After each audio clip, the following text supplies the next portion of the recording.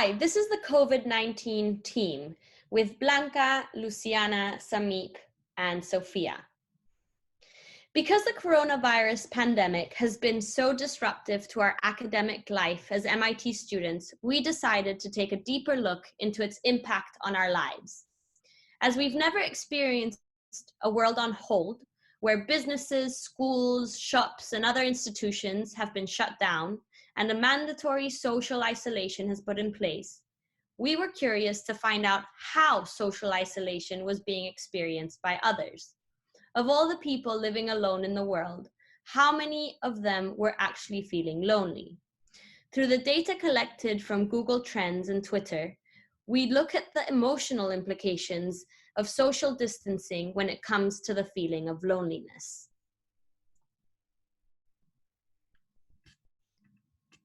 So the first insight we gathered was that a lot of people live alone, which means that probably most are quarantined alone.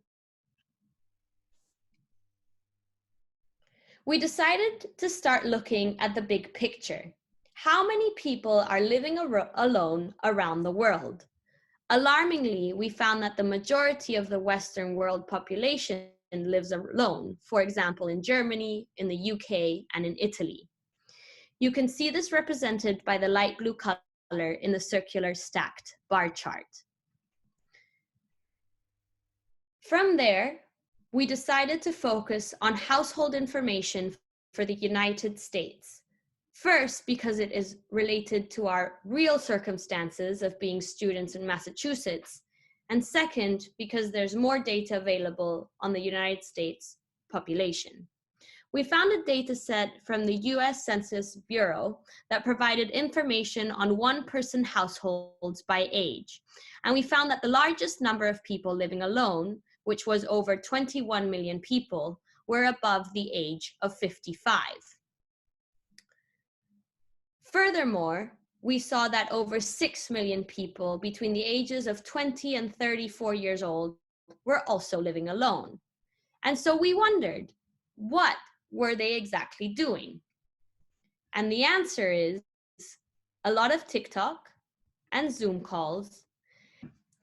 So we looked at Google Trends search data that shows us the behavior of people during quarantine. We looked at the top 5 search trends before the pandemic hit the United States and after social restrictions were put in place.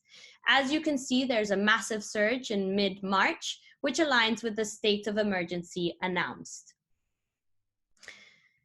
Next, we looked at the conversations happening on Twitter surrounding loneliness during coronavirus. The following visualization displays the most frequently used words in conversations on loneliness occurring on Twitter. The word cloud has a soft aspect. It is abstract and intangible, much like our emotions and feelings. So we've taken you from telling a macro story, from understanding how many people live alone in the world, to how many people live alone in the United States and what their behaviors and feelings are. But we wanted to go from this quantitative data to a more qualitative data approach and tell more real personal stories that are more relevant. And by doing this, we did this by asking people directly how they feel. So during the coronavirus, we might be alone, but do we truly feel lonely? Our second insight is that loneliness is ultimately subjective because it is an intrinsic experience. This means that no matter where we investigate, what questions we ask, what answers we collect, we cannot generalize how people are experiencing the social distancing measures and isolation resulting from the crisis. So that takes us to the next part of our project. We decided to make an interactive display of what people are thinking and feeling, these real life stories. With these visualizations, viewers can input words, thoughts, or phrases into the form, which will then be transformed into virtual post-its. So overall, the most honest way to illustrate how people are feeling during this pandemic is to ask them up front and save their answers in order to relate them and connect with others. Thank you so much.